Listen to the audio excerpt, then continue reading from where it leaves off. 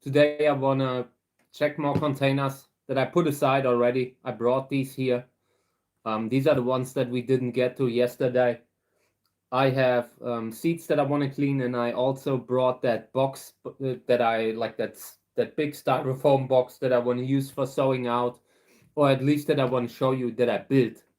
I'm not sure if we will use it on the channel because it's a little small. But yeah, it's there.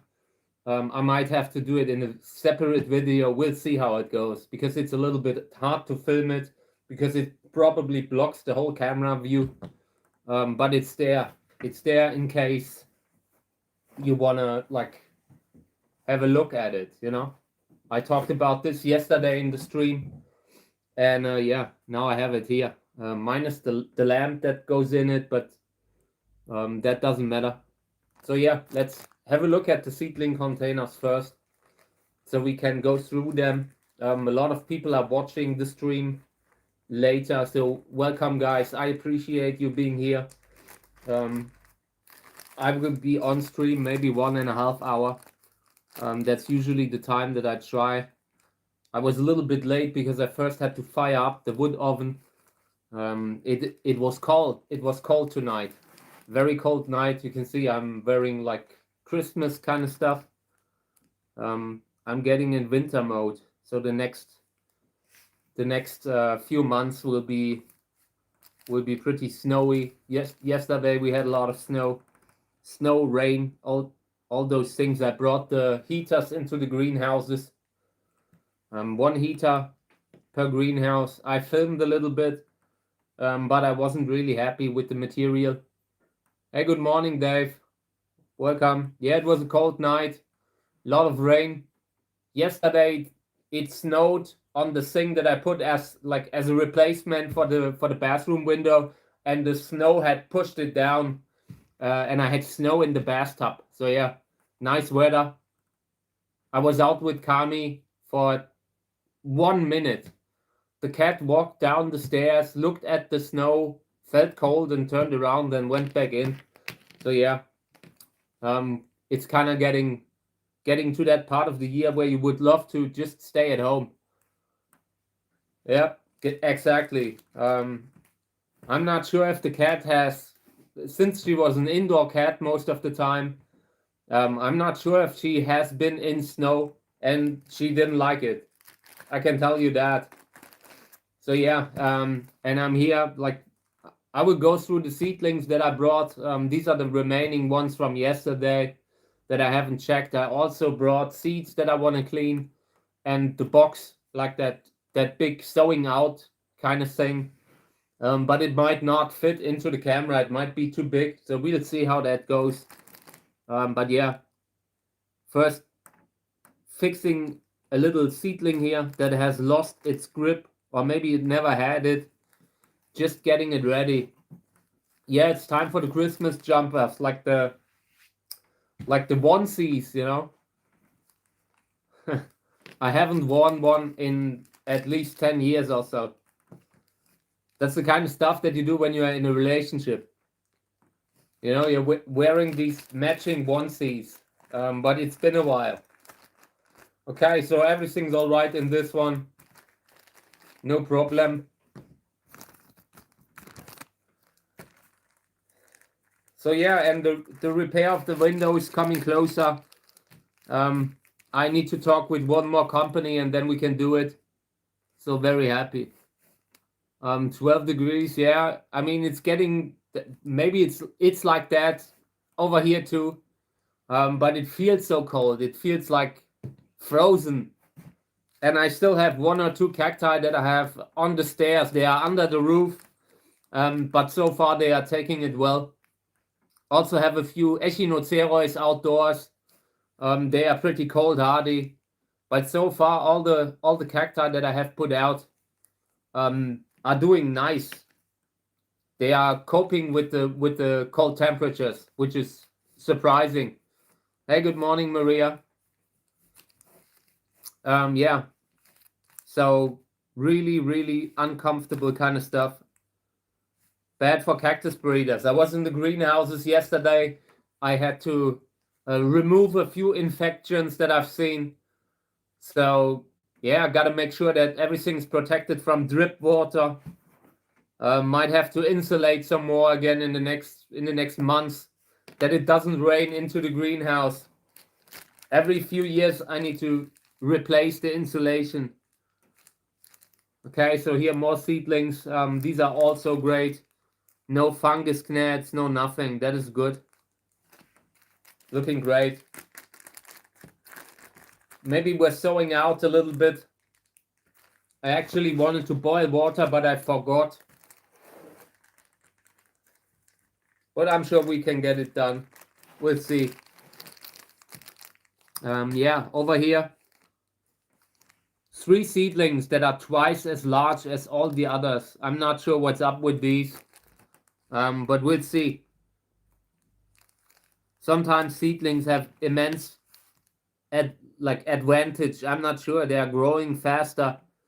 I think it just has to do with which ones are the strongest, which one have the strongest genetics, and I usually select a few of them, the ones that grow the fastest.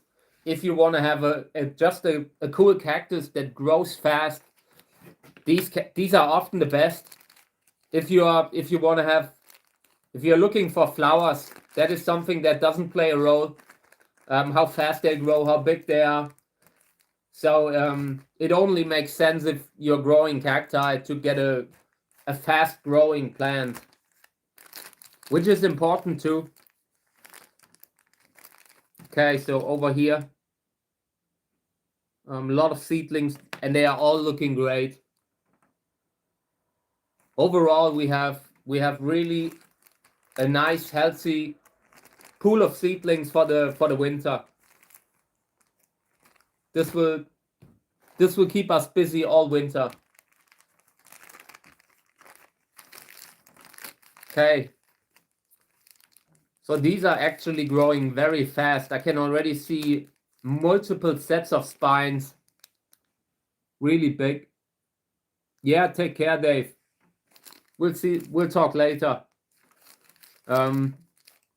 Yeah, but definitely these are among the seedlings that look the healthiest from everything that we've sown out so far. Sometimes you have certain crosses that just start off strong from the beginning, growing healthy, having a lot of stamina, like that kind of stuff, where they just have more energy and grow fast. I love when that happens. Okay, so here, this might even be the same cross. And these are looking equally great. Also, little seedlings with tiny, tiny spines. And yeah, these will go straight under the lamp again. If there are no problems, just continue growing them. That is a sign that nothing should be changed. Never change a winning team. I like that saying a lot, because it really comes from practical use. So okay, next. So in this one was a little bit drier. The soil was a little bit drier, and that allowed moss to grow here. I've already removed certain patches of moss in containers. I'm not sure if this was one of them, but I also had to do it in others. It might even have to do with the seeds. Maybe the seeds brought it in. But yeah, apart from that, they are looking good. Maybe a little bit more water.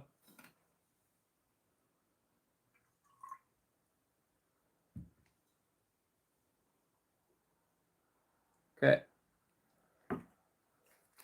So yeah, and apart from that, everything's going great. Had a lot of, I posted a few things on the channel yesterday, and I will get back to the desktop computer to upload more.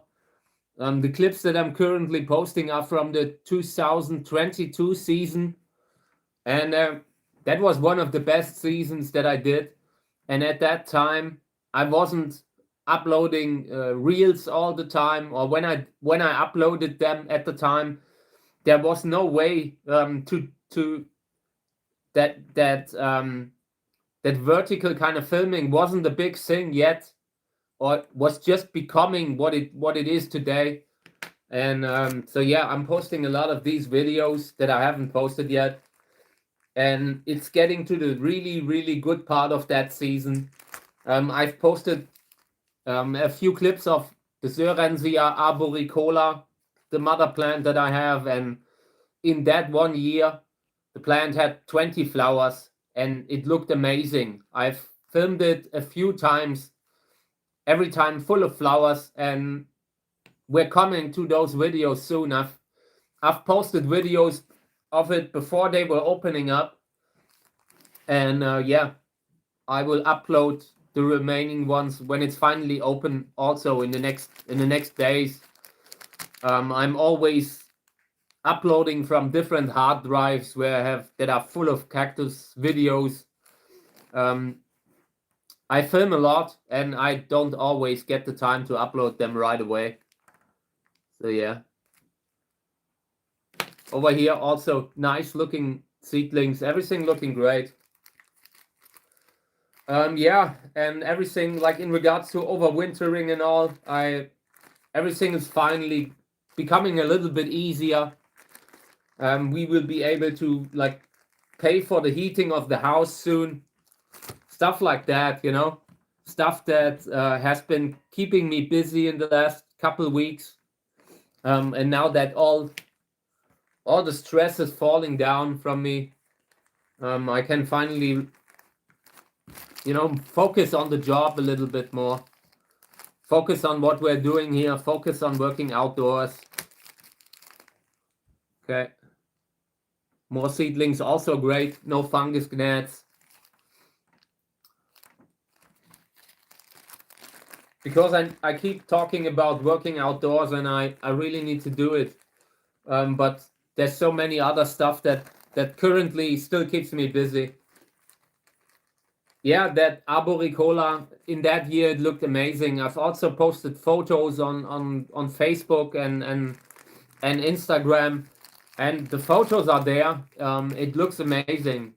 That is one of the few cacti, few species that I know that flowers absolutely amazingly, like with such power, with such raw strength that you can see from the flowers. It's really impressive. It flowers a little bit like a cactus, and cactus, they flower a lot. They have a lot of flower buds, but they are relatively small.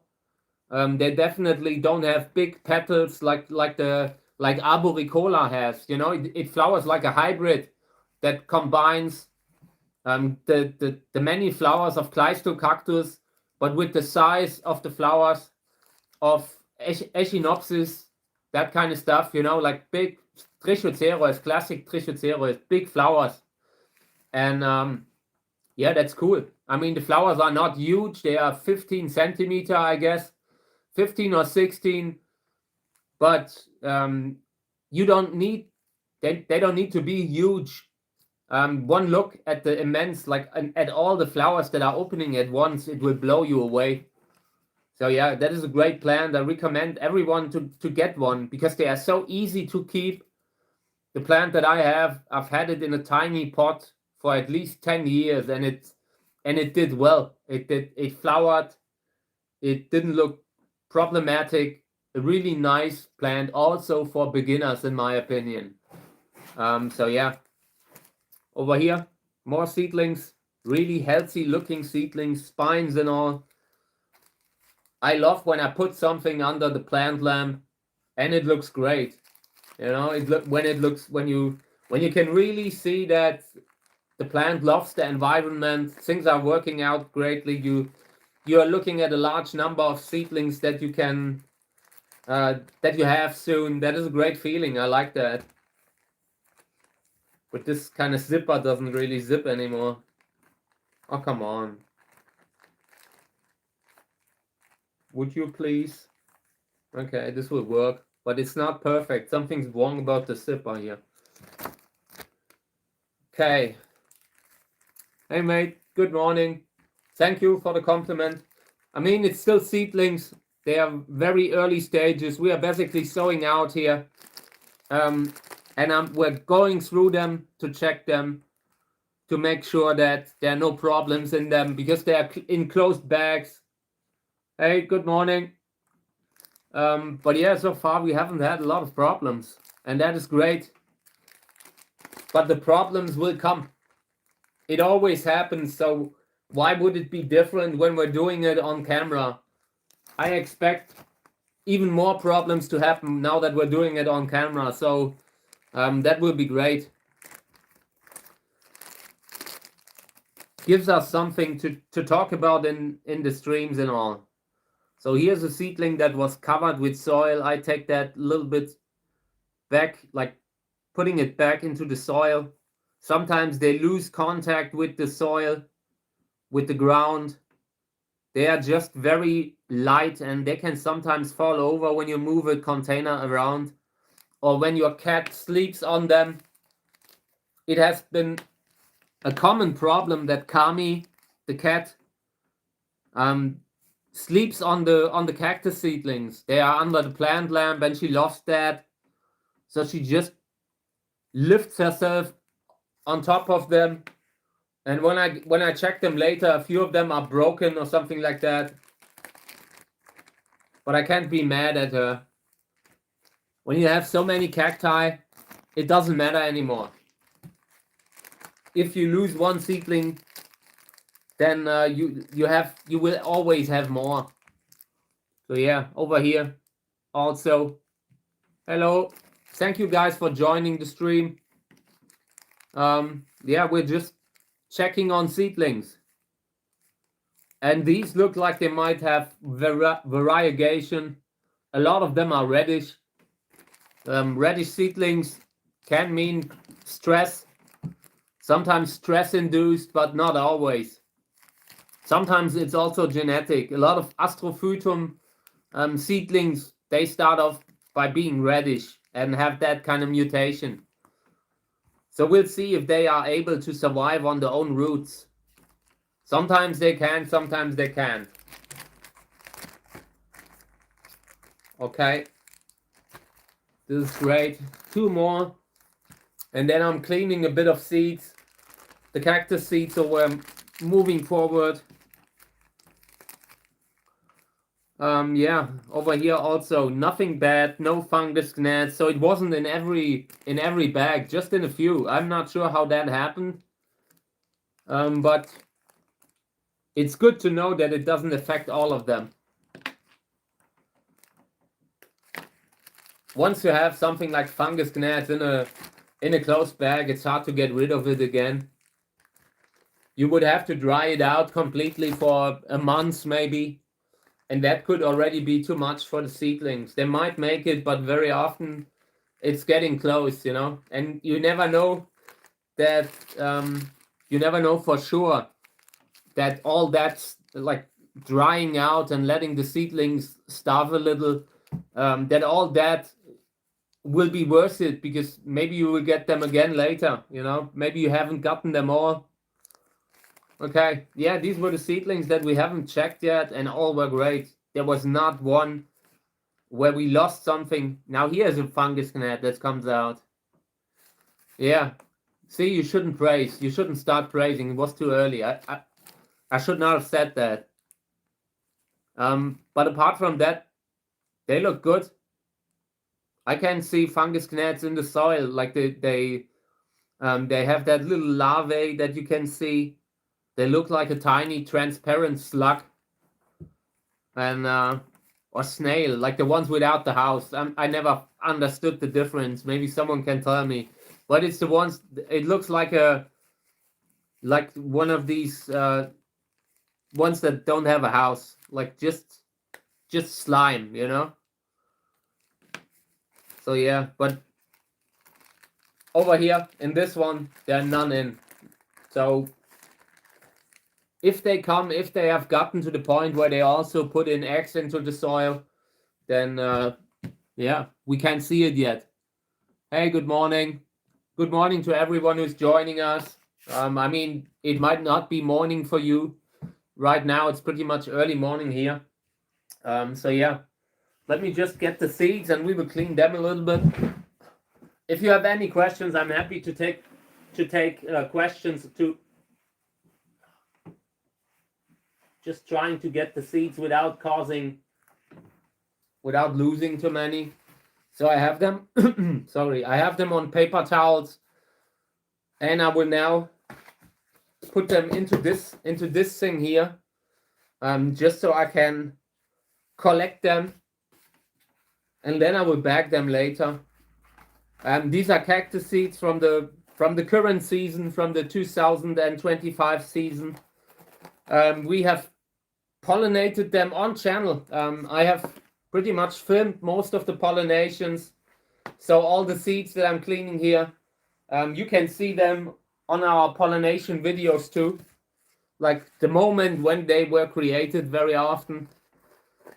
So that is pretty cool. I like the idea to do that on the channel, to just make a cross on the channel, grow something, make a successful pollination, and harvest the seeds on the channel, wash them on the channel, and then we're sowing them out now. And in 5, 6, 7 years, we will see the flowers if we can keep them. You know, if we have enough resources to grow them out. But that is the plan.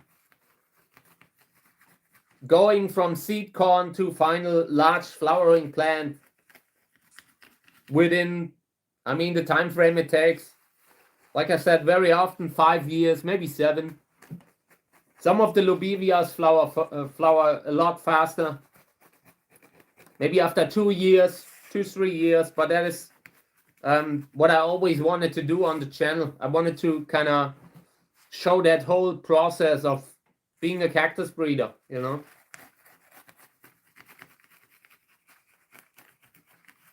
Yeah, and these were cleaned where the pulp, where the fruit material was pressed through a very fine sieve, and the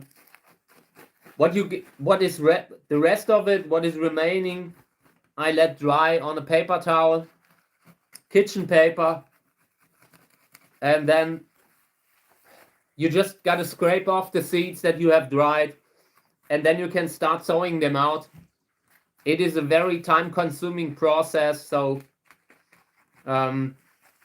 yeah, I mean, if you do it, like I've been selling seeds for many years, but I have retired as a seed seller, and it is so much work that you probably do not earn a lot of money with it if you would count all the hours that it takes.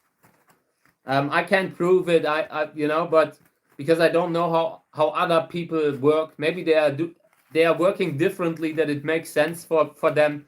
But I know all the steps that are just involved to get to the point where you can grow the seedlings, where you can grow the seeds, and it just is a lot of work that you never really count. But if you look at it closely, you notice that you were probably losing money. I mean, when you are selling some, you might also earn a little bit, but it usually goes back into the hobby anyway. So it's not really making you rich with all the hours of work that it takes. The people who do it that I usually follow on social media, they are mostly doing it because they just love the hobby, because they love doing it. So yeah. Okay, I think we're coming close. Let me see what kind of a cross this was. This was a hybrid with Zoerensia telegonoides. I show those a lot on the channel. Just today, I have shown a large kind of orangish kind of flower in a reel. That was also telegonoides hybrid, and it's a very unpopular species. Not unpopular. It's fairly unknown, fairly obscure. So and this one is also a hybrid. with the same species, but the hybrid that's involved here is called Charm. That one has very nice, large, yellowish, white kind of flowers. Has a pretty big flower size. So I would think that the offspring also has similarly big flowers. Let me see, do you know Thaiensis? Yeah, I mean, I love Sorensia thaiensis. They moved it to Sorensia, and I love it. The reddish kind of flower, like that magenta flower that they have, is just outstandingly beautiful. I grow quite a few, but they need to get pretty big to flower. You know, maybe at least 100 centimeters over here. I have a very big plant and it hasn't flowered yet. So it will probably take more time, but it's a great species. I love it. It's one of the species that now that I'm older, that I have more experience, that I appreciate even more. When I got started, I looked at it, I saw all the spines and I thought, very hard to handle. It must be very bad to repot that kind of plant. But today, you know, after seeing them like it with the flowering, it like in the original kind of environment, I'm always blown away. It's the kind of one of the very few species that I learned to appreciate the more and more over the years. And I hope we will see some good hybrids with it. I think I've seen some by Cactus Country or by the Cactus sisters that I follow, and their account is great. I want to say that. I'm not sure if you know them, but also Australian and very nice, kind of great work. You know, if you look at every video and the plants look great, everything is singled out. A lot of work goes into maintaining that account, and I love what they are doing. And I've seen them work with Thaiensis too. So yeah, always looking forward seeing that kind of stuff. When yours is flowering, let me know. Send me a photo because I like that species a lot. And my plant, I've had it at least 15 years now, and I've already got it when it was pretty big. Maybe 40 centimeters when I got it, and now 15 years later, it goes maybe to my chest, so over a meter tall. But yeah, not flowering. I don't know. They just need a little bit longer in the beginning. Maybe in my climate, they don't do so well. I've seen Poco, like that's a subspecies of Thaiensis. I've seen one flowering in Australia, and it was a small plant, like really small plant, but also Tersheki and other species are flowering there too. So yeah. Yeah, Cactus Country is great. I really hope they can make it with their account now. Like I feel like they are so close to reaching that mainstream kind of viral thing. You know, I'm sure they will do it eventually. With how professional they are on social media. I'm a big fan. I've been pushing them from the beginning that I've known them, you know, the last 15 years or how long it's been since I was aware of that place. And I really hope they succeed with what they do, because I'm sure it's also expensive to run, but it's a beautiful place. And yeah, hope they can go viral on Facebook and then on Instagram. Their videos are looking great. They even do the subtitles under their videos. That was something where I had a look today, like the way they are doing the subtitles and like dubbing the video. That's very well done. So yeah, nice work. I have a few more of these Thaiensis. Not all of them are so big. I have a few smaller ones, and yeah, I don't think they will. I will see the flower within the next 10 years on those. The big one, I see a chance that it will flower, but the smaller ones, they just need to be. They grow small. They grow very slow, in my opinion. At least over here. a lot like tersheki, even growing similarly slow. So yeah, cleaning these seeds a little bit up here, and then I will move them on a piece of paper, clean them more, and then we bag it. Then we have another bag of seeds that we got to clean on the channel. I'm really happy that I can do it on the channel, because otherwise I would never do it. I would just like push it to another day, and it's necessary that I do it now. So yeah, but there's so many seeds still left that we need to clean from the current season. It's going to be a long time until we're through, even if we are cleaning every day.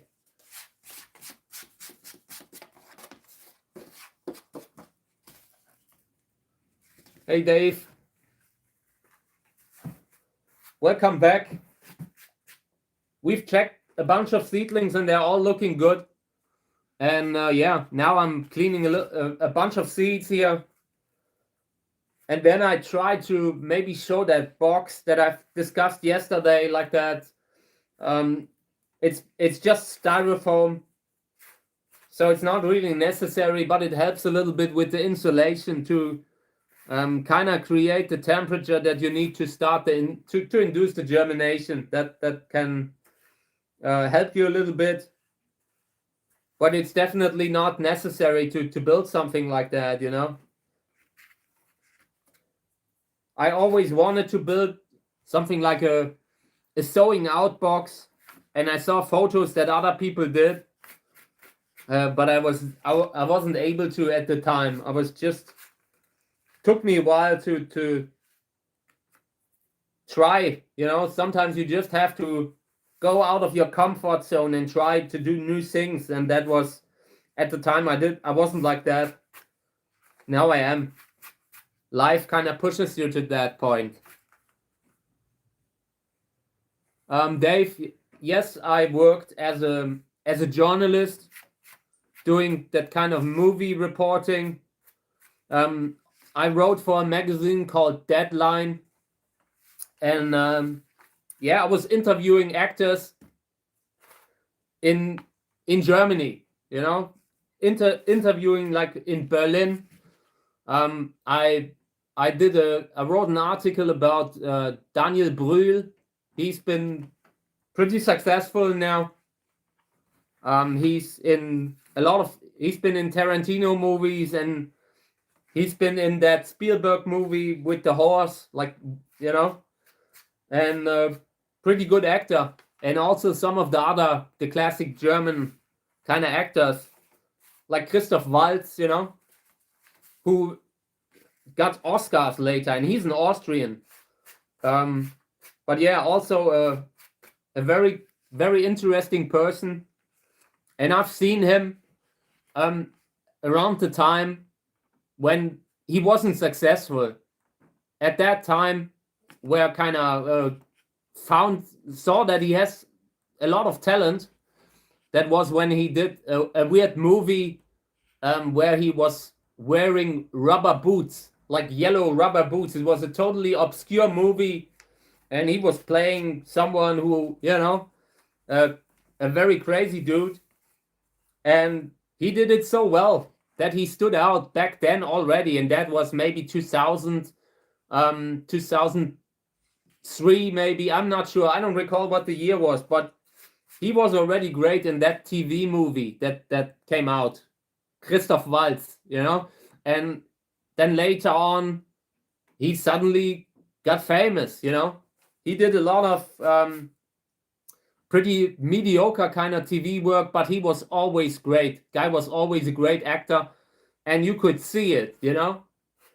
You could see that if given the right roles, he would succeed, and it's great to see how much he succeeded, you know.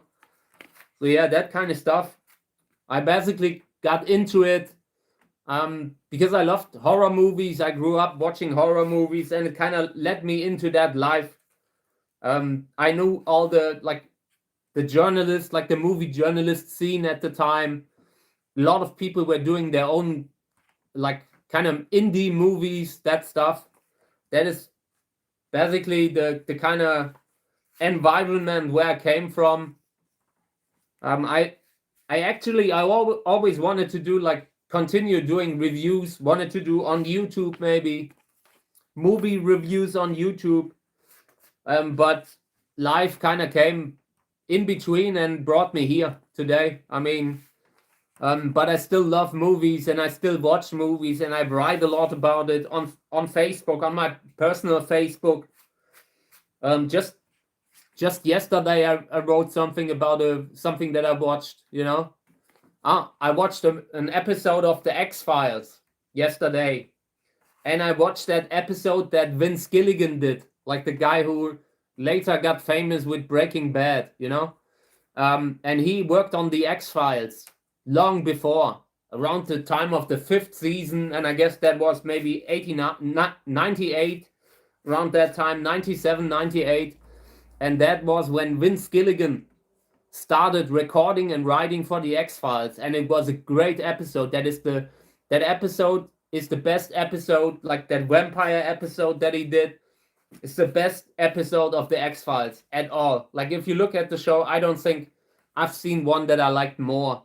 And that is the stuff that I write, like, personally on my accounts when I'm off the work, And I always, if I ever manage to have enough money that I can just do what I want, then I will do more of that also. I just enjoy that. I feel like we, like humanity, that our ability to create art and to create movies and to tell stories and assign emotions to movies, like we're watching a movie and it tells us this story and it moves us. It has the ability to generate emotions, and that is something that I see as something like a saving grace of humanity, despite all the negative influences on the planet that we have. But I see that our ability to create art as something entirely positive that we got going for us. And, today I've become very cynical, but you can always look at the way we approach art. And when you compare it to how AI does art now, it sets us apart. It kind of gives us that little humanity. It's part of our humanity that we have. And I find that really important.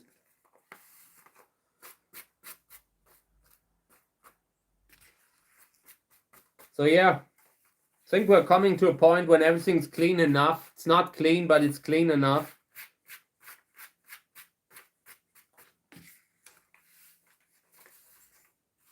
When I saw that, like when I'm sending out seeds, if I ever do something like that again, then I usually clean them all the time. Like when I put seeds into a bag, I'm cleaning them. Right now, I'm cleaning them. Later, every time I open a bag, I'm basically cleaning seeds. It's just something that you always do. Also, when sowing out, I'm not sowing out without at least giving the seeds a little clean. And it doesn't have to be with water, but just by gently brushing that kind of all the stuff that you do not want into the soil. In the soil, you just gently push it down off the piece of paper that you have, and eventually, because the seeds, they are round and they will roll back and forth, and that allows you to kind of clean them very well by just rolling them around on a piece of paper. Yeah, X-Files was a great show. I love it. Personally, in my opinion, X-Files was always great when they did Monster of the Week episodes, and every time they were doing their alien conspiracy stuff, it always got bad. So in my opinion, I never really liked the stuff that the showrunner, like Chris Carter, he had a lot of vision. The first season was a masterpiece, but I like the X-Files more when he wasn't directing, when he wasn't telling that continuous story, because it feels like they made it up along the way. But the Monster of the Week episodes were often very good. They often had great writers on the show. Good actors too, like actors that you know. I remember that Bryan Cranston did an episode on the X-Files, and I guess that's when he and Vince Gilligan met, or when Vince Gilligan became aware of how good of an actor he is, like Bryan Cranston from Breaking Bad, you know. So yeah, great. I love that show. Okay, so this is Cross from 2025. And this is a Charm hybrid. Okay, and this was a big fruit, I think.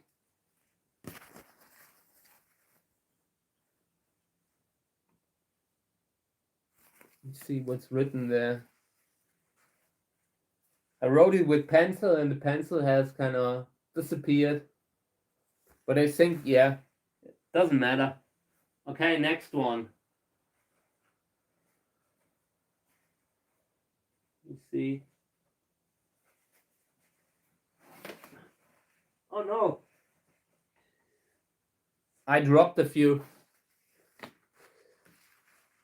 Stuff with the paper towels is also not great, but it works. Okay.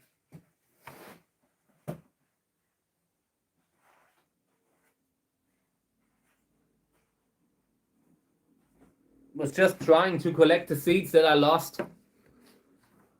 Oh, Dave, be careful. Drive safely. Over here, we are also getting snow, but it's not the kind of snow that stays, that makes it hard to drive. It's more like that snowy kind of mud that that is like rain. We haven't had that classic huge kind of snow in a while. At least not in a way where it stays, where you have it for a week or two. I don't recall the time. It's been a while, definitely. So yeah, drive safely.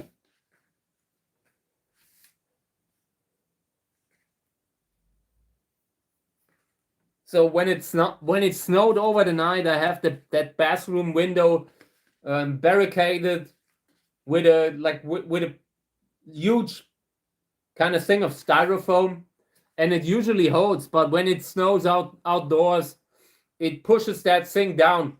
So I woke up in the morning and I had snow in the bathtub. I'm really looking forward to having that fixed soon. This morning on 8 in the morning, I spoke with another company, so we're on the way.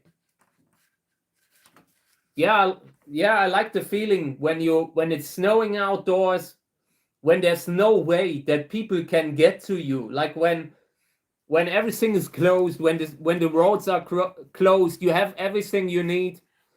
You can just be at home and start off your oven. It's not cold, and outdoors everything is full of snow, but you do not have to go out. You know, snow is only great when you don't have to drive in it, like when you don't have to go out at 5 in the morning and drive to work in the worst kind of snow that you will ever experience. That kind of stuff, that's not nice, but I like the feeling when outdoors just everything's closed. It gives you that little peace of mind that you will not be disturbed no matter what. You can just focus on spending the day. There will be no post, no letters, no invoices that are coming. Personally, I really like when I'm not getting any kind of mail. I mean, on some hands, it is important to get mail, but I also I hate going to the mailbox. That is something from times when I was not doing well financially, and around that time you always get you always get the invoices via the mailbox. You get the yellow letters, difficult kind of stuff, you know. And I'm glad that I'm not having that anymore, but I still have the kind of anxiety when I go to the mailbox. I think it will never go away. I really don't think. Pretty sure that this is something that stays with you, like when you like when they have experienced hunger back then, you know, difficult times, they always stay with you. So yeah, I really hope it will happen a few times, like with the snow. I always love to take Snoopy for a walk. Dave, you are joking, but that's exactly what it is. It's not just that, but it's just one trigger, you know. But you really get that when you are like when you're struggling financially. It has an effect on you. It's just a very kind of draining experience, you know, because you are constantly aware of problems, and you constantly reminded, because you can't just say, okay, I will just pay that and they will leave me alone, you know, because sometimes you can't pay it. I've experienced that when my parents had some sort of restaurant, like a, you know, like a big, it was completely away from the roads, in the green, with a huge kind of beer garden. I'm not sure if that word is used in English too, but it was just like where you sit outdoors and you kind of eat and drink, and they had that kind of restaurant, and it completely backfired, you know. That thing went broke because nobody got there when it was raining. It was a beautiful place, but every time it was rain, every time there was any kind of bad weather, people weren't coming anymore. So we were working all the time, or they were working all the time. You know, I was involved in that too, helping them. And the whole family was at a breaking point at that time, because it was so much work, but it wasn't paying off because it's very difficult. It's a very difficult industry. Yeah, and I was getting all these letters because I had kind of I'm not sure what the word is, you know, but I kind of co-signed, you know, and yeah, then I was getting all the regular letters too, and it was a really bad situation that went on for 5-6 years, and I will never forget it. So today it's better, but not enough, you know. It's not at the point where I have enough money that I can just walk to the mailbox and say, yeah, no matter what's in there, it won't bring me down. I want to get to that point. That is why I get up in the morning. That is why I'm doing the channel so with so much energy and passion, you know, because I want to get to the point where I can walk back to my mailbox again without having that sinking feeling in my stomach. So yeah. So since then, I'm always happy when I don't get mail. That is one of the things that I will do when I'm rich. If I ever get rich, I will no longer check the mail. I don't care. I would pay someone to do it, just to look at the letters and throw them away. I'm really, that is one of the biggest luxuries that you never talk about, you know, the fact that you can just no longer have to deal with anything that they send you by mail. I mean, of course, at some point, you know, like even the people who have a lot of money, they every now and then get into trouble, but it's a different kind of life, you know. It's a different kind of stress that you have. And I've had so much stress in my life that it's time for a change.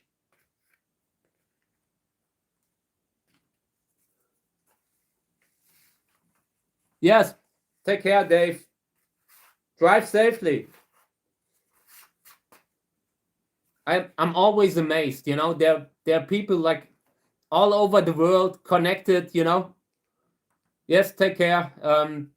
connected via the internet. We're having a chat, like this is like a public chat room, you know, talking about all things, and people are participating from different parts of the world.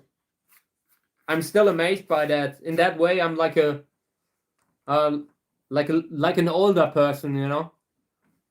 I still remember a time when that would have been science fiction.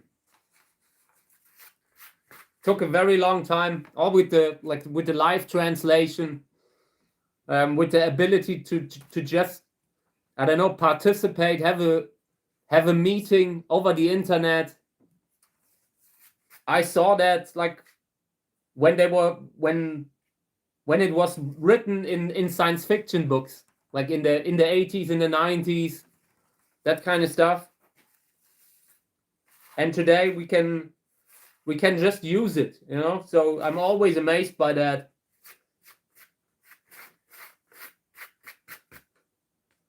Okay. So this is a Hilde Winterer hybrid that I'm cleaning here. But not only, multi-hybrid with the columnar species, and that could be great. So I really want to sow these out. I remember the body is a little bit more like classic Hilde Winterer, but the flower is not. Very often when you are growing Hilde Winterer hybrids, they often still have the classic cactus kind of flower. Yeah, but like the flowers are smaller on cactus. So when you have a hybrid that has the good traits from cactus, for example, that it's flowering so often, that there are so many flower buds, but with bigger flowers, that is a great thing. That is a great kind of hybrid. And this is one of those. So we might be able to get something even better here. I think I was trying to improve the body with this cross, meaning I crossed in another columnar species just to get a more stable kind of body in the next generation. And that's why this is an interesting cross that I need to clean.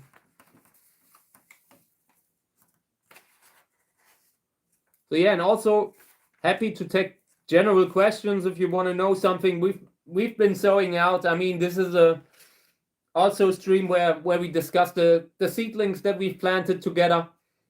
If you run in trouble when trying to replicate it at home, just write it in the comments and I try to help, you know. So yeah.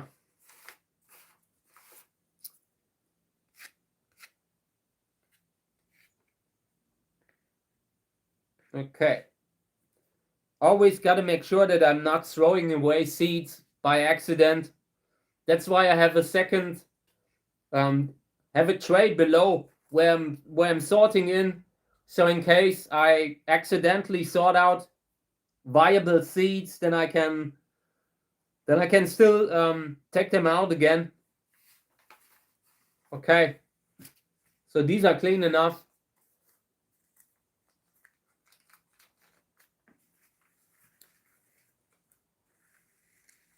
Into the little plastic bag that I have.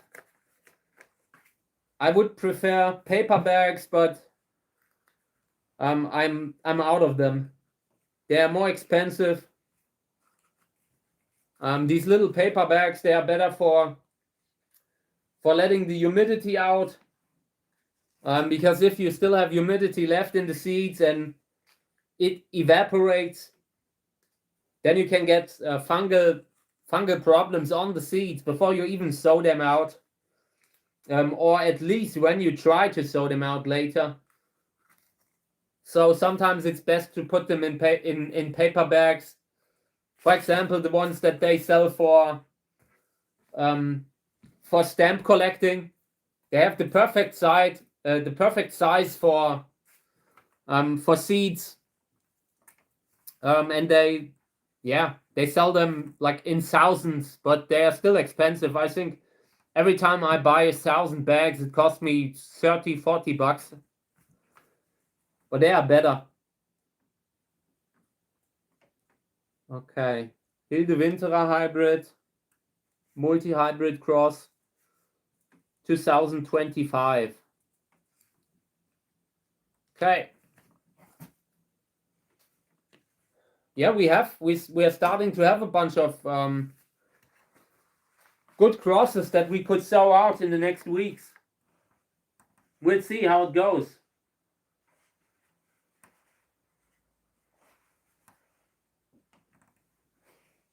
Okay, another one. I think after that, I will show you that large box of styrofoam thing that I have for sowing out. Okay, cleaning this up now.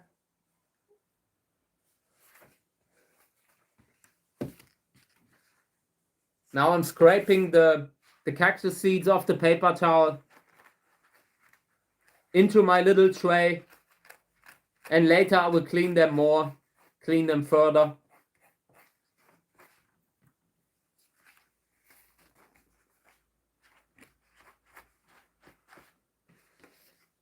Okay.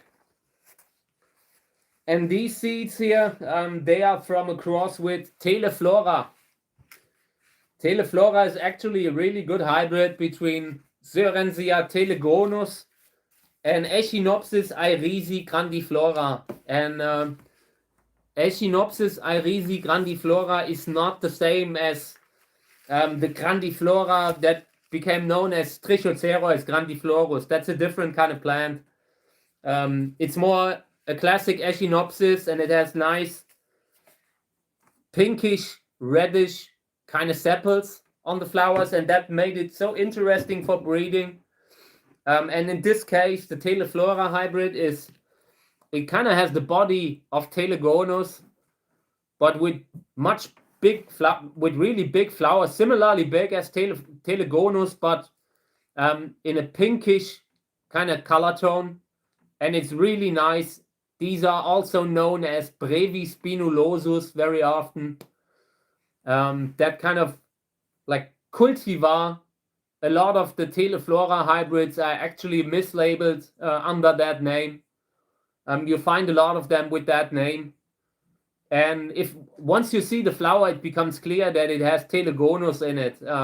I think that's the case with all of them, because you can just see the kind of flower that Telegonus has. You can look at the way Brevispinulosus flowers, and you can look at a lot of other hybrids that are labeled like that, and you can see the flower of Telegonus in those hybrids too, in those cultivars, you know. So I have a large plant, and this year I think I had eight fruits on that plant. So a really good kind of hybrid, classic old school hybrid from the 1950s by a breeder called Robert Gräser. He's the guy who also made that Gräsers Schönste hybrid. And Teleflora is one that he made too. And it's great.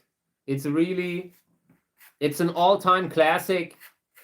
And the plant that I have, it grows almost like a columnar now. Very big.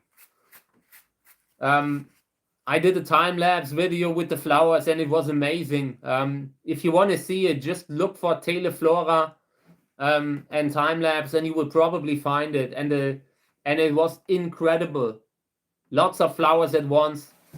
Hey mate, welcome to the stream. But yeah, and this is a cross with Teleflora and another father. So the attempt was to improve the flower, maybe get a more colorful flower, but keep the same body. And I'm looking forward to that. And we need to sow them out soon, because they only have a short viability. I have seen that on a lot of these Cerenzia kind of seeds. They just don't hold so long. I'm not sure why, but since knowing it, since finding it out, I I kind of realized that you need to kind of sow them out faster. Hey mate, good morning. Welcome to the stream. Great to have you here. So yeah, I'm just cleaning cactus seeds. I'm talking about the kind of cross that I'm just cleaning, which is a Teleflora hybrid. And I can't wait to sow them out, but I still need to clean them a little bit. So yeah. And then I will bring that kind of thing here. Let me see, I can show you. Like this is the frame that I use for that sowing out box. And this is the hole that I did just for the lamp. There's a lamp that you can just put on top of this, and then you have a closed container where you have a higher temperature than outside around the container, and that kind of helps you to induce germination. Let me see if I can grab it from here, then I can show it to you. Okay, yeah. So yeah, that is the thing here. You can buy these. I'm sure there are many different kind of brands. And there aren't so many, there isn't so much space in it. You can maybe fit in maybe 30 of these bags. And that is a lot if you think about how many plants you will have after that. And thank you. I appreciate it. I greatly appreciate it. Thank you guys for joining me here. I'm just glad that I'm still here, that we can do these things. So yeah, I'm always happy to do this. But yeah, the thing, that box cost me $5. I just made a few holes into it, and then you can start sowing out with it. It's really useful. But at some point, the seedlings that you have will need to be somewhere else. Also, because you do not have a great kind of oxygen situation in there, you know, so you would have to constantly open it up and let some oxygen in, also into the bags. When you have them in a closed container, there's even less oxygen. So that is something that you should keep in mind when you're using that kind of germination box. And I saw this the first time when a friend of mine built one, and he has since passed away just recently. And the guy was very capable, and that's how I saw that this could actually work.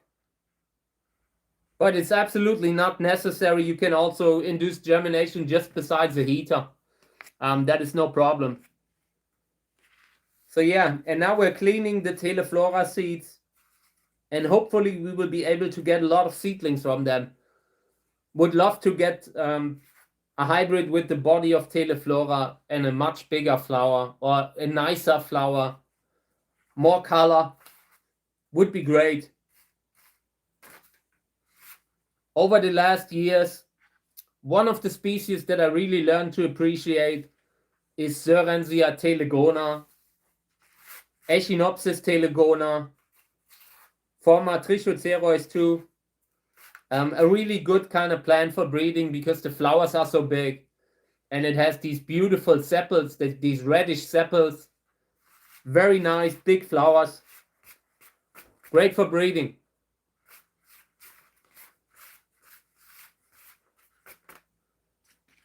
In the past, I made a few crosses with him, and I've seen seedlings that were crested or monstrous. So there's a lot of potential also to get interesting kind of commercial cultivars, varieties from them. And I've seen when you use Telegonus as father, the offspring always has a nice body. It just brings in a kind of reddish spines into the next generation that are just impressive, that are beautiful. Of all the hybrids in my greenhouse, the best looking ones usually have Telegonus in it. Hey, good morning. Welcome to the stream. I've been going through the containers, through the seedlings, and now I'm cleaning a little bit of the seeds here and there. And maybe we are sowing out a little to end the video, but we'll see. I actually wanted to pasteurize a little bit of water for today, pasteurize the soil. Yeah, but I didn't get to it because of the window again. That window is really stressing me out. But we're coming close, it's almost done. So yeah, always happy to take general questions if you want to sow out, but also, I don't know, I'm very open to this kind of stuff.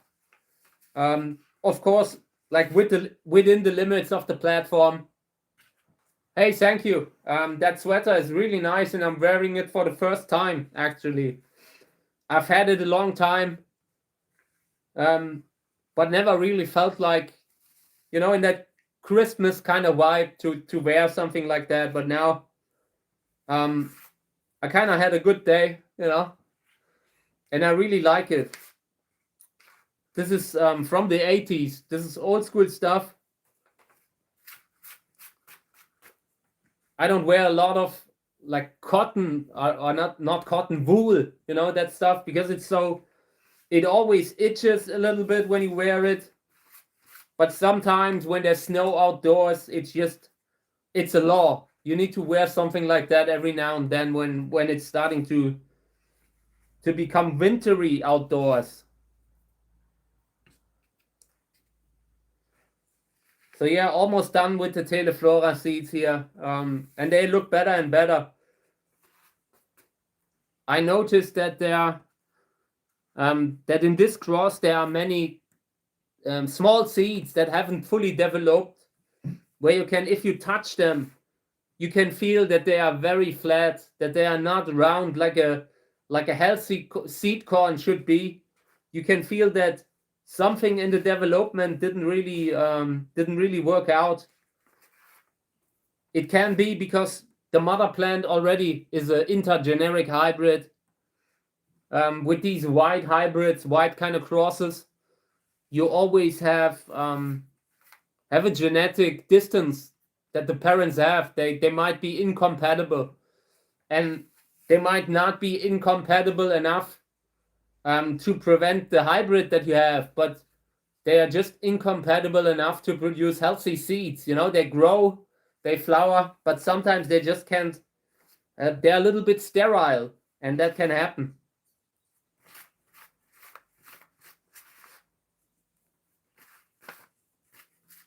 So yeah, a lot of flat seeds in there, and you always have to feel them to feel the shape, to feel whether something is round or flat. That makes a big difference. If something feels flat on the seeds, I will not attempt to sow it out. It is very unlikely that seeds that are flat or not really fully formed that will come up. It can happen, but it's rather uncommon. When you can already feel that it has no shape, no real shape, than just being flat, then I don't see a chance.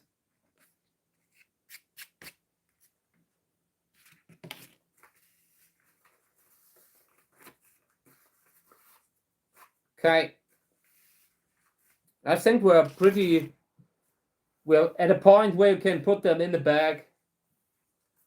Later, when I take them out of the bag again, they will be cleaned again. So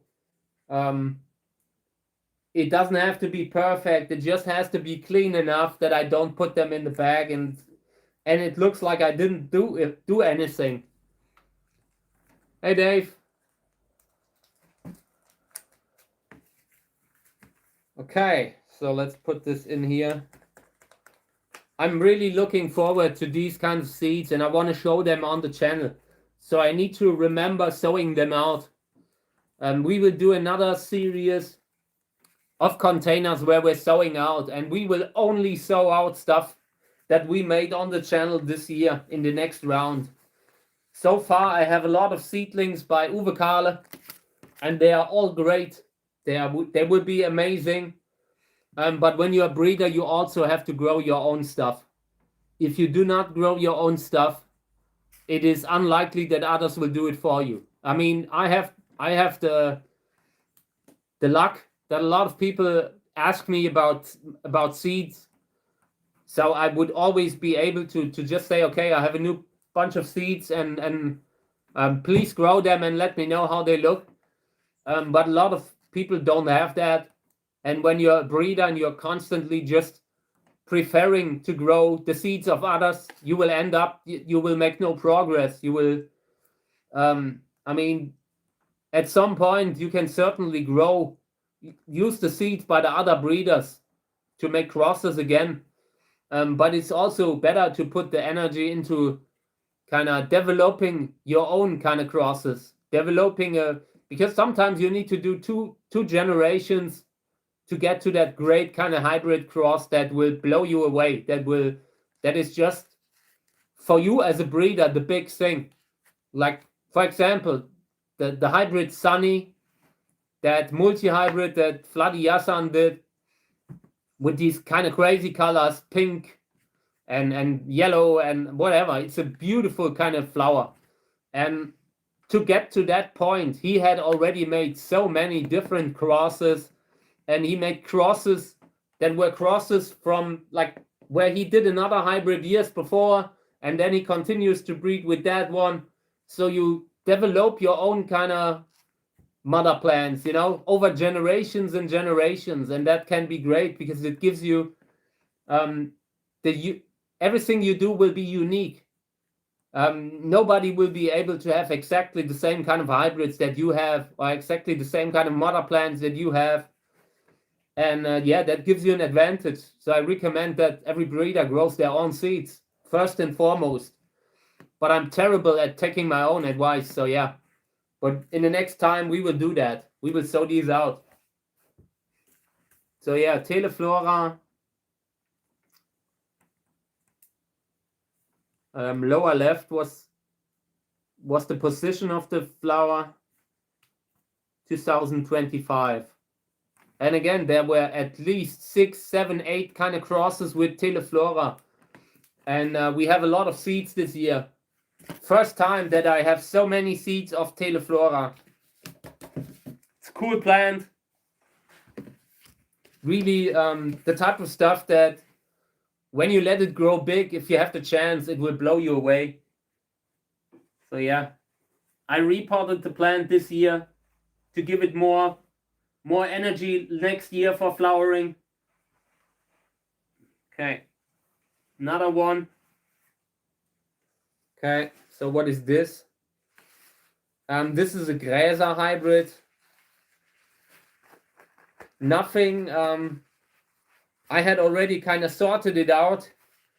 It was from a cross by the breeder EDH, cross from 2010, and a cross with Freya SB crossed with Cantora 1432.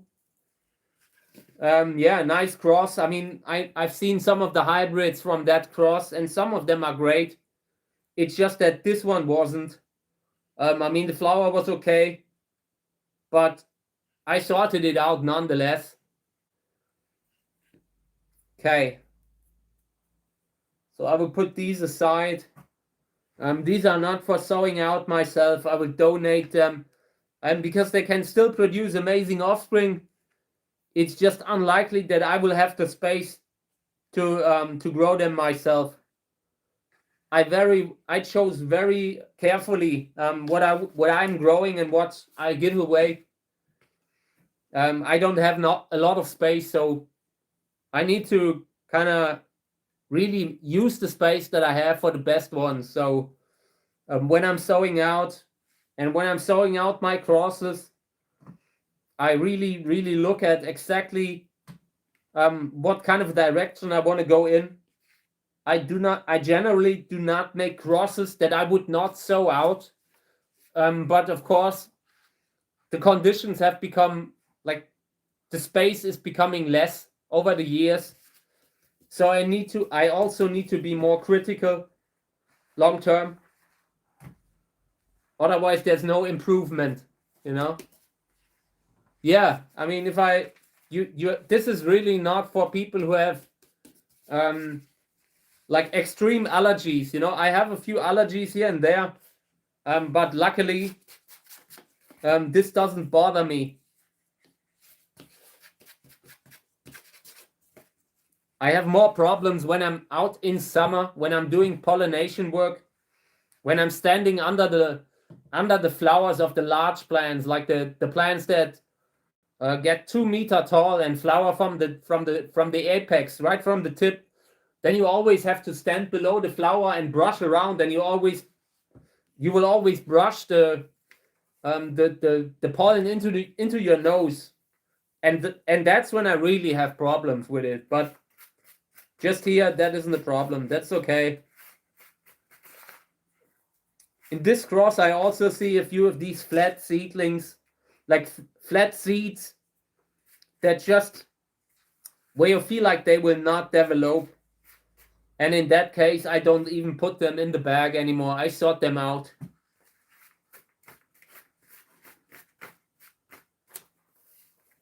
Okay.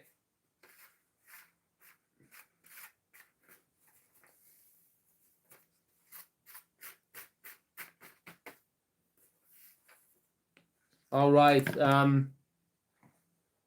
Let's bag this.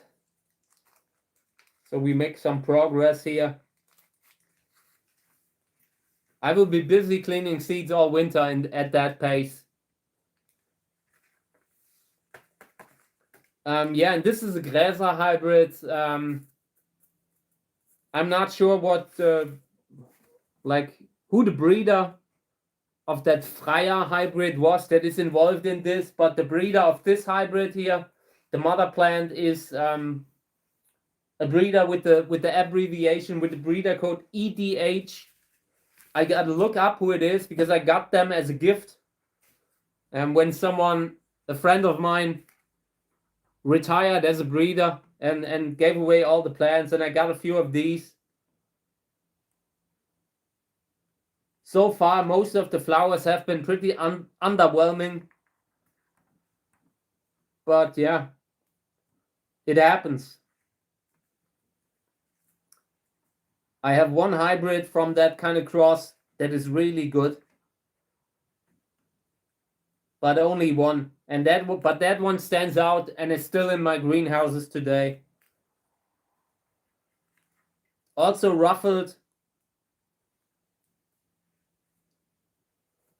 And I think I pollinated it with pink stripes because I tried to get a pink stripes kind of color in a ruffled kind of flower. That is just something that is very nice, and I try to do that in my crosses, and I hope I will see it soon.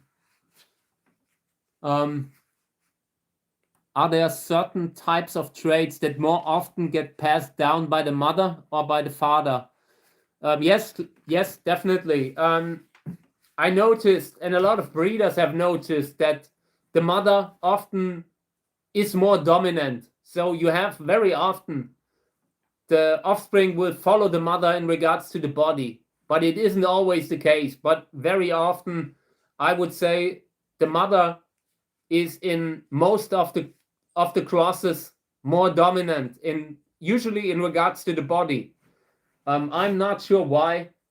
I mean, I've read a longer paper about it, like some kind of study, and it was well explained, but it exceeded my mental ability to follow.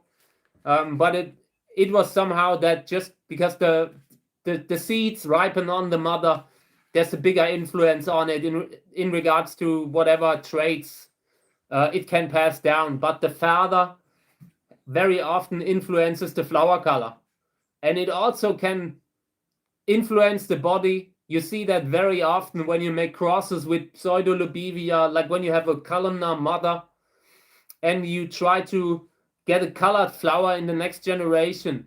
And very often in these kinds of hybrids, you can recognize some traits of the father in the body, but it will still more grow like the mother. A lot of these pseudolobivia, these hybrids between columns and pseudolobivia, they will grow like a classic columnar cactus, but flower earlier, flower with colored flowers with really interesting flower colors, and but they don't get so tall anymore, you know, because very often when you use the father, you use a father that stays relatively small, because there are not many tall kind of hybrids like that are really tall, with colored flowers. There are very few, and so you usually have to use a species as a father that never reaches the height of a columnar cactus. You know, they are, some of them are clumping echinopsis, some of them maybe reach 60 to 100 centimeters at the most. So you will usually have a reduced total height. They will not get so tall, but the flower color from the father often comes across in the next generation. You know, like you can raise offspring with different kind of flower colors, just all influence from the father. That happens a lot when you have multi-hybrids where there were many different parents already involved, you know. But in general, it is very hard to 100% predict the outcome of a cross. I have seen many hybrids where you see, like, where the father was the most dominant in regards to the body. And take care, Dave. Yeah, and that is really interesting. Like, every cross is different. Yeah, these, you can give these recommendations, these very rough, like, guidelines where you feel like that come from experience, from seeing a lot of plants that you've grown. But in many cases, you will always find crosses that didn't turn out like you expected them to be, to come out. Like, interesting kind of, where the father was completely dominant in regards to the body. And yeah, also from plants where you didn't expect it, like Scopolycola sometimes. Scopolycola is very dominant, but every now and then you just pick the right father for that kind of a hybrid cross, and the offspring will follow the father. So yeah, every cross is different, but of course there are always certain patterns that you notice. So yeah, let's do another one. I have a stack of seeds here that I try to go through.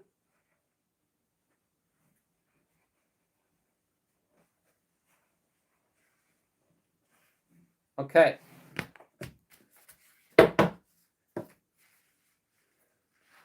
All right, and I wanted to say something. I'm getting a lot of comments on the channel. If I'm a seller, people asking to buy cuttings, buy cacti.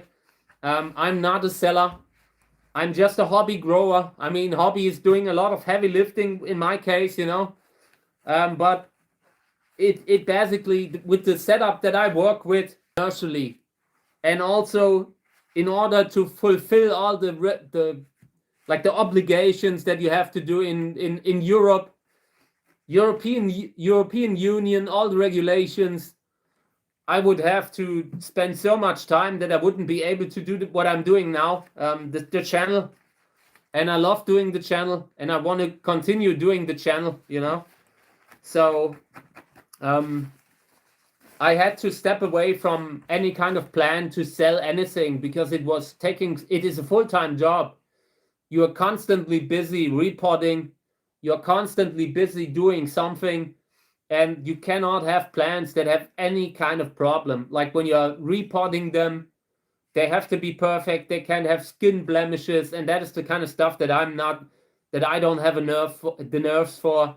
So I used to sell seeds, cactus seeds of the flower hybrids and stuff like that, you know, but even that has become such a time-consuming task that I wasn't really able to do it in a way like what you can really go back and look at the type of stuff that I did on the channel back then and what I'm doing now without having to do that, without having to spend a few hours a day to pack seeds to sell.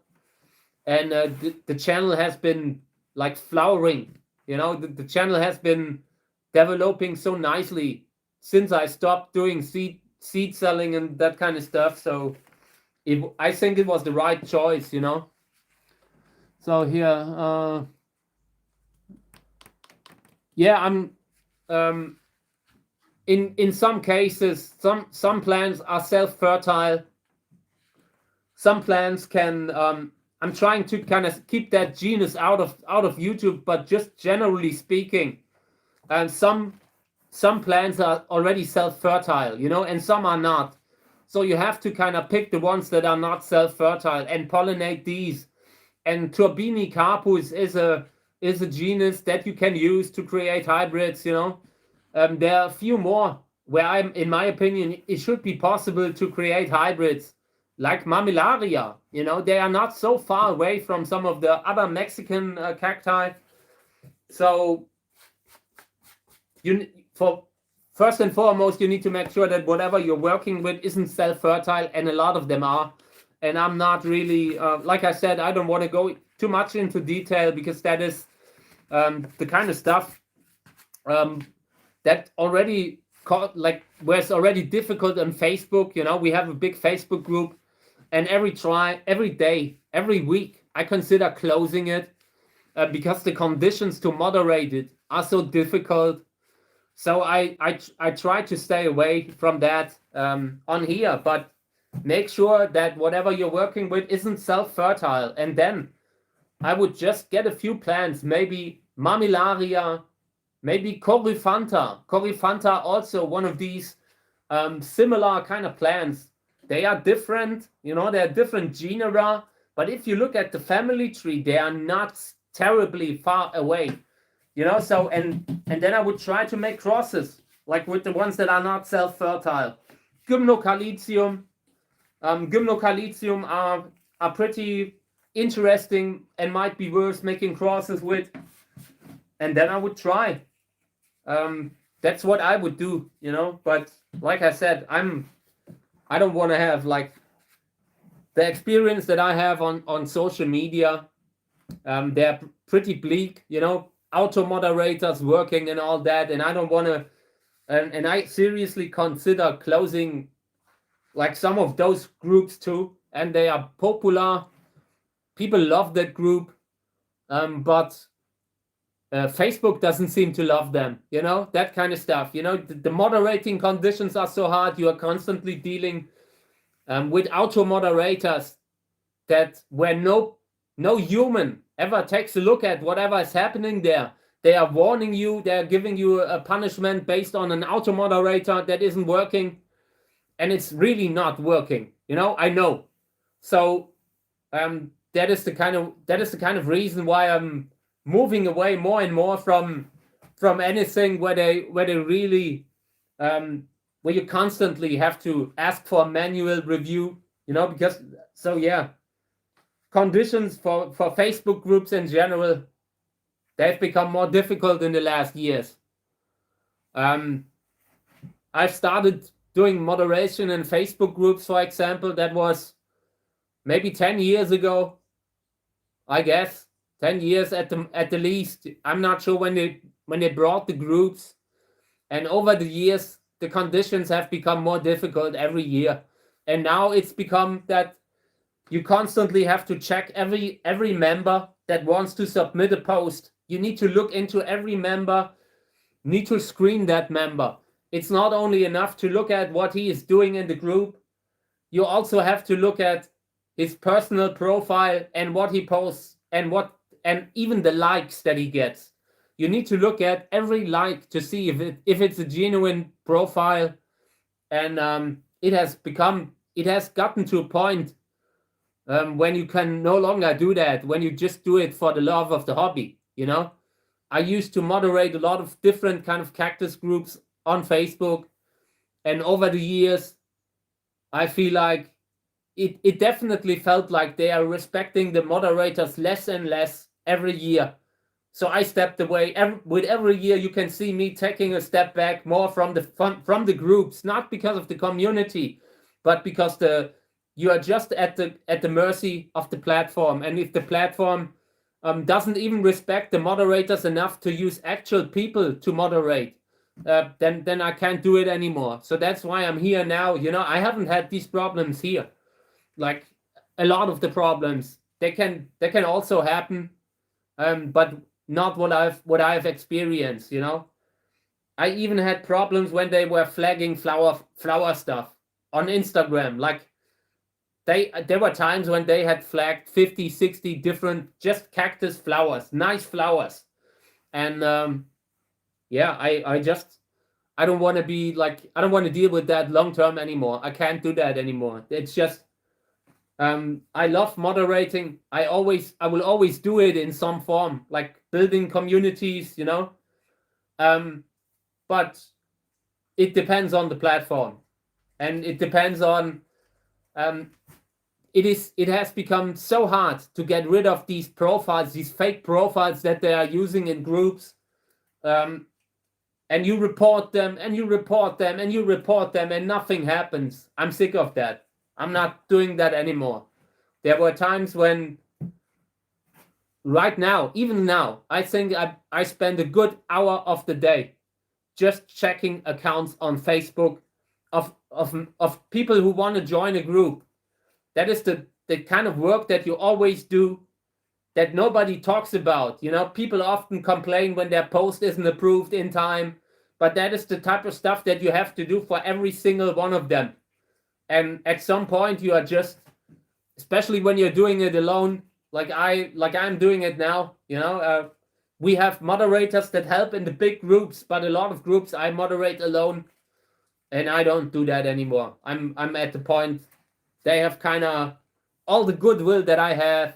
The platform has kind of wasted it, and it's become better again a little bit. I believe, at least that's what I feel. I believe their auto moderator works better now. The auto moderator that they brought up. Hey mate, good morning. Happy for you. Congratulations on the new cactus. Yeah, I'm just talking about the groups. It's not even about the platform, but it's just so much work that nobody ever really, that isn't even visible, because none of these posts that the fake profiles try to submit, none of these will ever go live. The moderators, no matter where they are, they do so much work that never becomes visible, that never goes online. You are screening accounts, you are denying posts, you are not approving them, you are blocking members, you are blocking the fake profiles, and yeah, a lot of that, people cannot know that you are doing that all the time, but it happens, and I've had it. I'm at my limit with that. It got to the point where, like, when people had arguments, where they kind of punished you for other people having arguments, and that has gotten a little bit easier now, but I don't think I can kind of do this for much longer. I think at some point very soon I will step away from moderating work. It's just not it's just so much work.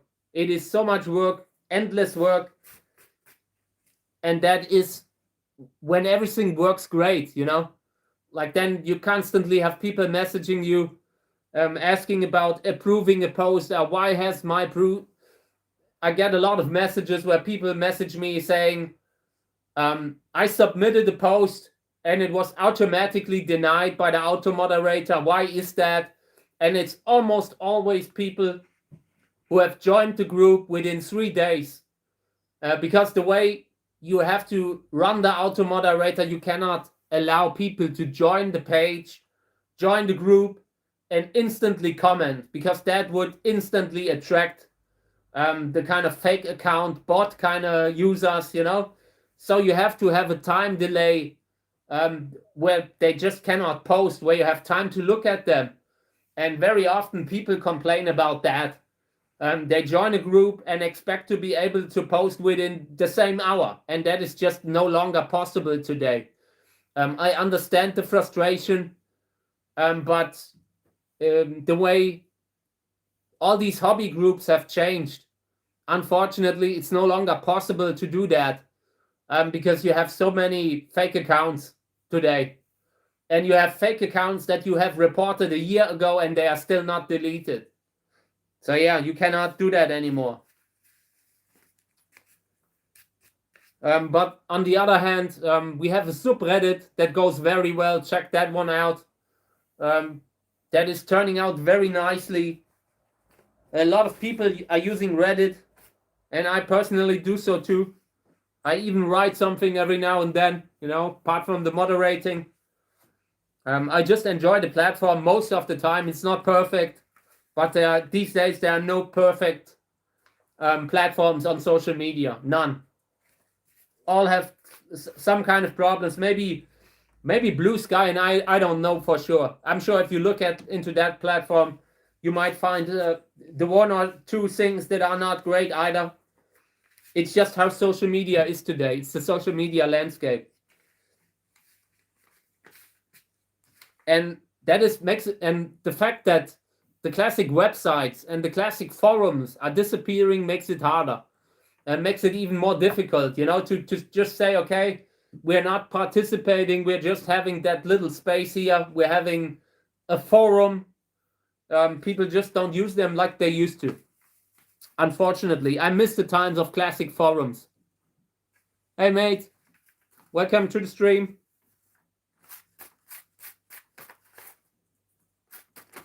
So yeah, I'm just cleaning a bunch of seeds here.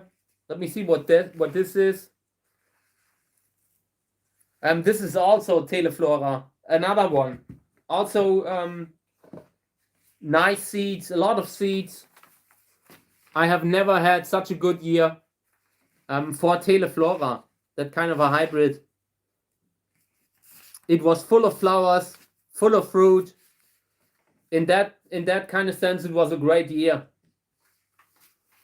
Terrible year personally, but a good year on the channel. Good year breeding.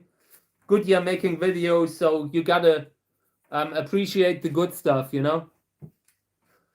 So and now I just saw that my I'm getting the warning that I usually get when my battery is down to 15%. So I might have to end the stream soon. Any questions? I'm happy to take them now. If not, I will probably be offline within the next 5 minutes because the phone will just go off. Still streaming with a smartphone. I might change that long term. Trying to improve the channel, kind of improve the setup, the hardware. But everything's still a little bit, I don't want to say amateurish, but I'm just not really doing this. I don't want to have it perfect. I just want to do it because I wanted to do it perfectly, get the right microphone and kind of get a professional background and all that. I would have never done it. I would have moved it into the future when I'm fully done with the background, worked a little bit on the background for 2 months, then forgot and lost interest. And, sometimes you just need to do stuff. Oh yeah, I put the heaters into the greenhouses yesterday, but everything was terrible conditions. Everything was wet. I was wet. The video material, I filmed something, but I wasn't sure if I can post it or not. I will have to look at it again. I considered filming it one more time, just going through the greenhouses, discussing the heaters and all. I also didn't want it to look like an advertisement, because you can see the manufacturer of the heater, but it's just the model that I bought, that I've been using for 5-6 years, but I'm starting to reach that kind of that audience that I need to think about, I don't want to have it look like an advertising when it isn't, so maybe I will kind of film it again without showing the brand. We'll see. I mean, I might be able, in the video I said that this is not an advertisement. This is just, you know, I say some stuff like there are other manufacturers that you can use. But then again, I wasn't able to tell you another manufacturer at the time, because there weren't many, you know, so I was kind of pushing it off because I consider filming it again. But there will come something where I'm discussing the heaters, and if not, there will be a video like when I'm filming outdoors to show the snow and all that. So it will come. Hey Maria, no worries. You can watch the video. It's been a decent one. Nice live stream, and there will be more. Okay, so no worries. I'm also happy to comment again some more, but it was a little bit much. Kind of overwhelming situation because the channel grows. Everything's great, and I'm thankful to you for commenting, for joining the stream. It's a great situation. So yeah, I gotta go offline because the smartphone will turn off within the next minutes, and I wanted to save everything. So yeah, thank you guys.